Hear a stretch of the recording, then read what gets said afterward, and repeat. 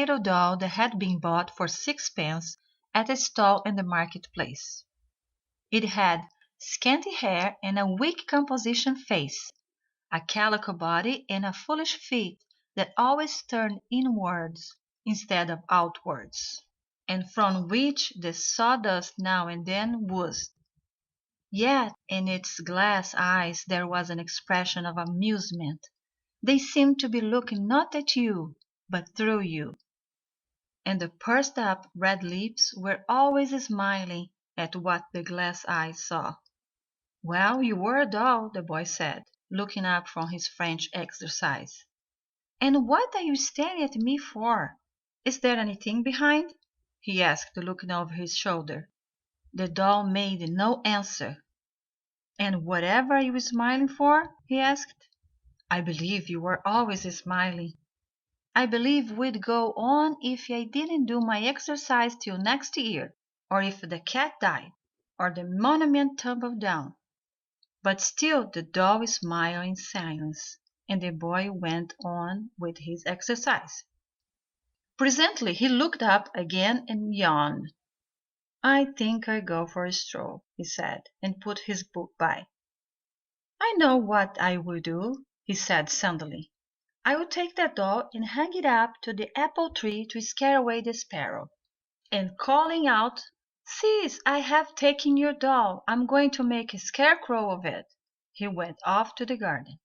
His sister rushed after him, crying out, "Oh, my poor doll! Oh, my dear little doll! What are you doing to it, you naughty boy?"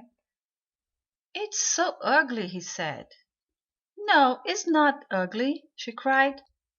"And it's so stupid. It never does anything but smile. It can't ever grow. It never gets any bigger."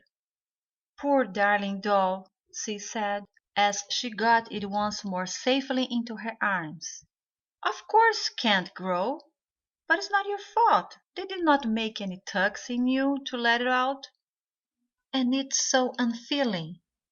It went smiling away like anything when I could not do my French. "It has no heart. Of course it cannot feel. Why hasn't it got a heart?" "Because it isn't alive. You ought to be sorry for it, and very, very kind to it, poor thing." "Well, what is it always smiling for?" "Because it's so good," answered Cis, bursting in tears. "It is never bad-tempered. It never complains, and it never did anything unkind."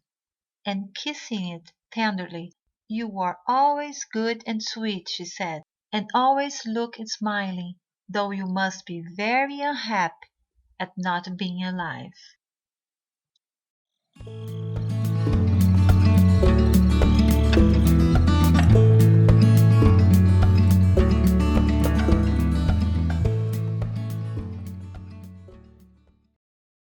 Scanty.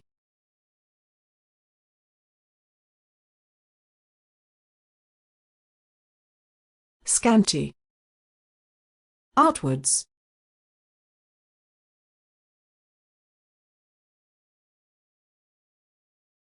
Outwards. Sawdust.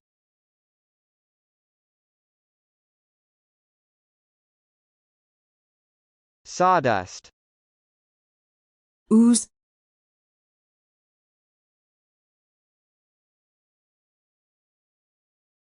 Outwards.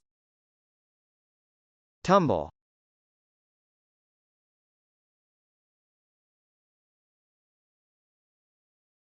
Tumble. Scarecrow.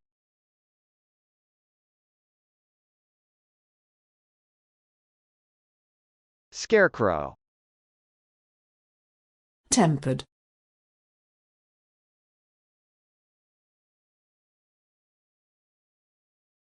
Tempered. Tenderly.